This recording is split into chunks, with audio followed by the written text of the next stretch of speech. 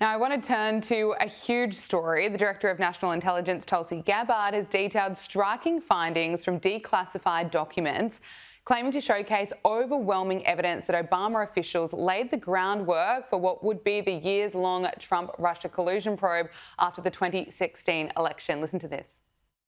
And President Obama and his team, their goal was to essentially not accept the decision of the American people and to use this manufactured, politicized intelligence as a means to enact what would become essentially a years-long coup against President Trump. A years-long Mueller investigation that cost taxpayers almost $40 million, 2 congressional impeachments, endless smears and attacks against not only President Trump, but his family. He had senior members of his team who were investigated, some arrested and jailed. We had heightened and increased tensions between the United States and Russia. The list goes on and on about the consequences of President Obama and his senior cabinet members politicizing intelligence once again, and I say these words very clearly, to enact what was essentially a years-long coup, subverting the will of the American people in that election. So Tulsi Gabbard there, she went on to say the implications of this are frankly nothing short of historic. Over 100 documents that we released really detail and provide evidence of how this treasonous conspiracy was directed by Obama just weeks before he was due to leave office after Trump had already gotten elected. Josh, can I get your reaction to all of this?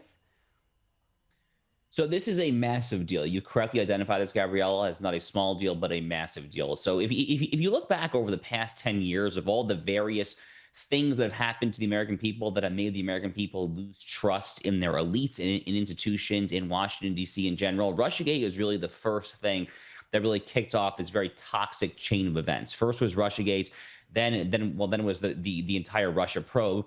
Then was the 2020 election. It was the COVID-19 lockdowns, the Hunter Biden laptop, and so much else. I mean, frankly, the most recent thing that comes to mind would just be the years-long campaign to hide the clearly deteriorating mental and physical health of Joe Biden from the American people. So all these various things have galvanized the rise of this deeply populist, anti-establishment, anti-institutional, anti-elite sentiment in the United States, and frankly, for very good reason. But Russiagate was kind of the original sin of this whole toxic spiral, and it's worth noting that there has been no justice. There has been no justice for Russiagate whatsoever, other than a former FBI agent by the name of Kevin Kleinsmith, who forged a FISA surveillance warrant to allow the Obama campaign to spy on Carter Page, George Papadopoulos, and other Trump 2016 campaign staffers.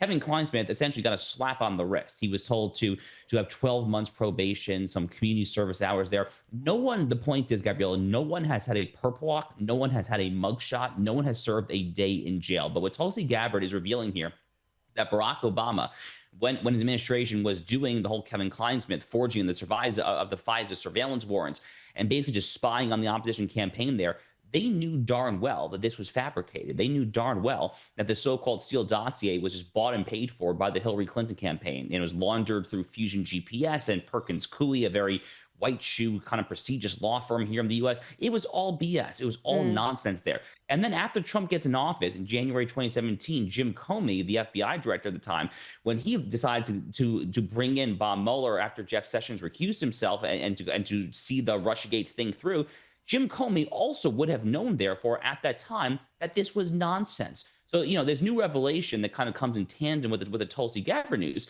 that the Pam Bondi DOJ is now looking into potentially prosecuting John Brennan and Jim Comey. I say good, because these are the people that pulled what Tulsi Gabbard is correctly calling a coup d'etat on the American people.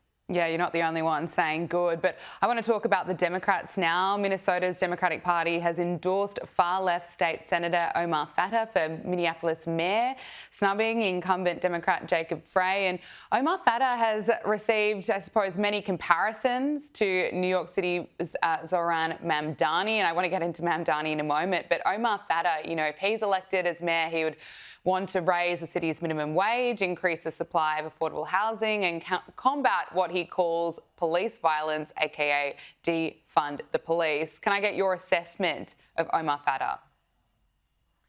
Gabrielle, for a very long time, I've been warning that the great, well, there's frankly numerous threats to Western civilization. But if I had to really distill it into one term, you could probably distill it into the term red-green alliance, which is a term that I and many other conservatives here in the U.S. like to throw about. It refers to this very toxic alliance between the far left socialists and Marxists and radical Islam, the Islamists.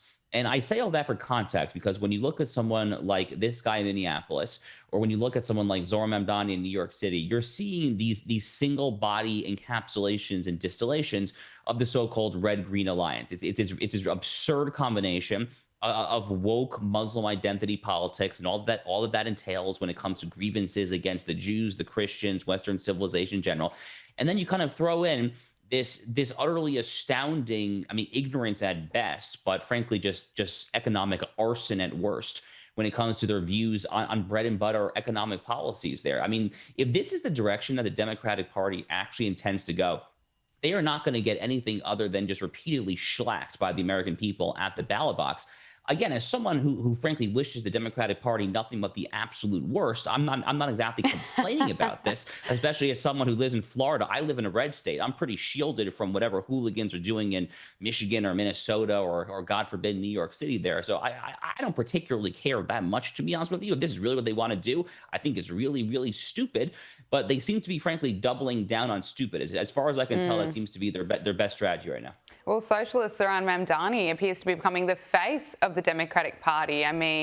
Look, I want to get your thoughts on what that means for New York City, but you've also written about how the Democratic Party's brand is absolutely in tatters, and a recent poll revealed that congressional Democrats have a 19% approval rating, an all-time low in the history of that particular poll.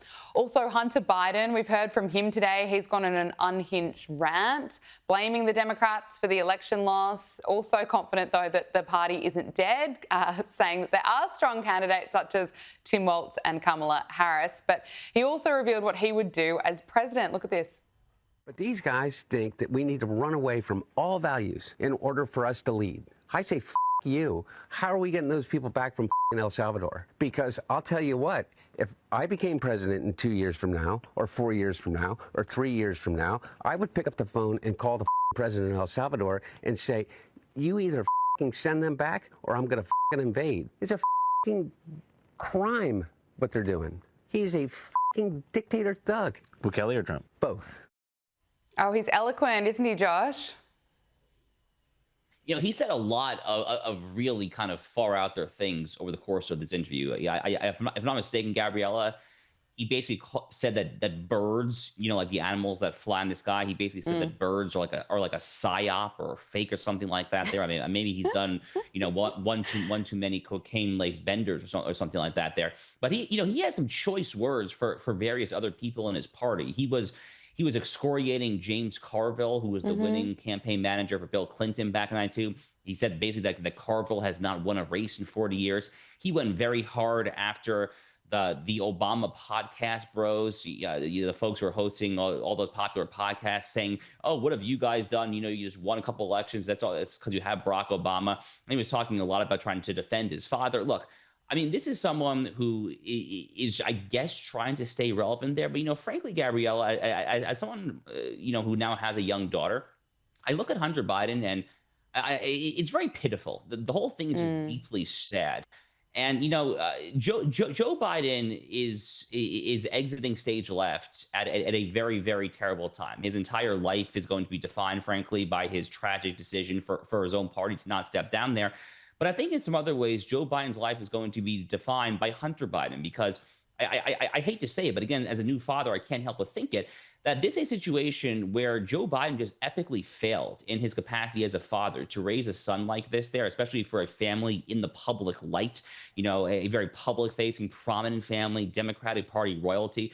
For the son to end up like this, as a new father myself, it really just makes me nothing other than frankly just sad. Yeah, Josh Hammer, I completely agree with you. Senior editor at large at Newsweek. Josh Hammer, thank you so much for joining us. Thank you very much.